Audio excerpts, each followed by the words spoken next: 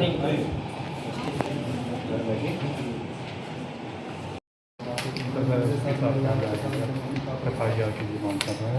लिख लेते हैं, सभी को उनको जांच करके नियमानुसार कार्रवाई करवाएं।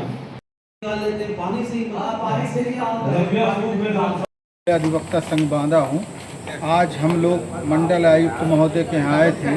जैसा कि आप सब लोगों को भी ज्ञात है कि इस समय बांदा में अत्यधिक गर्मी पड़ रही है, लू पड़ रही है, और इसके पीछे का जो कारण है वो ये है कि हमारे जनपद बांदा में जो केन नदी बहती है उसमें बहुत लगातार दोहन किया जा रहा है उसका, जिसके कारण से वो उसकी नदियों की जो धाराएं हैं वो बदल जाती हैं और वो अपना प्राकृतिक स्वरूप खो देती हैं।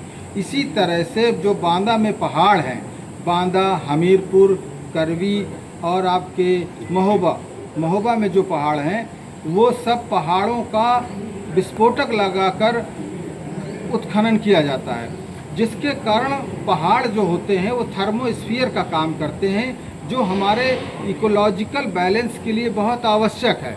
अगर हमने आज इन पर रोक नहीं लगाई तो आगे आने वाले समय में बांदा के अस्तित्व को खत्म होने में समय नहीं लगेगा, क्योंकि हमारे जो उसमें पलने वाले जीव जंतु हैं वो भी मर जाते हैं नदियों में, क्योंकि हम बेतहाशा खनन कर रहे हैं, और जो खनन के कारण जो उसकी बालू निकल जाती है, उसकी नमी खत्म हो जाती है, जिसके कारण पूरा जलवायु प्रभावित हो जाता है।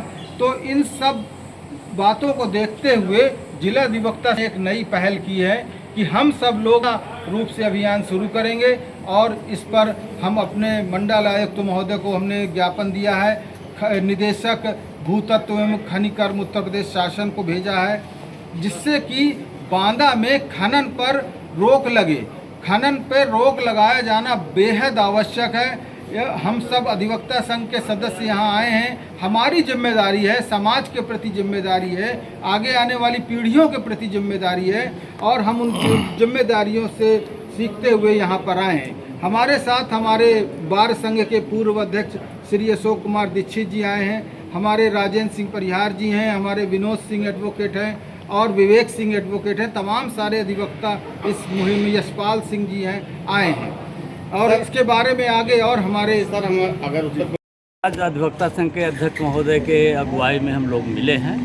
कमिश्नर साहब ने कहा है कि हमने मीटिंग की, हम सचेष्ट हैं, लेकिन यह अधिवक्ता संघ द्वारा जारी किया संघर्ष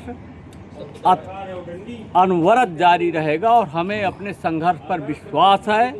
हम इस धारा को मोड़ेंगे, अवैध खनन को बंद करेंगे, अवैध परिवहन को बंद करवाएंगे, और लू के थपेड़ों से, गर्मी से जो विश्व में बांदा रिकॉर्ड बना रहा है उसको हम कम करने के लिए जितना बड़ा संघर्ष करना पड़ेगा उस संघर्ष को करेंगे, और बांदा के लोगों की राहत के लिए जो भी जहां तक जिस सीमा तक संघर्ष का रास्ता अपनाना पड़ेगा उसको अख्तियार करके ये जला दोहन, पेड़ों की कटान और बांदा की त्रासदी से बांदा को उबारने का अथक प्रयास है। इससे कौन जिम्मेदार है? इसका जिम्मेदार बहुत बड़ा गठजोड़ है, सत्ता है, प्रशासन है, शासन है, यहाँ के लोकल के माफिया हैं, कि कोई परवाह नहीं। अधिवक्ता तो इन सब परिधियों से बाहर संघर्ष का रास्ता चुनता है, हमेशा संघर्ष किया करेंगे, और हमें बांदा की जनता से मोह है, इस धरती से मोह है।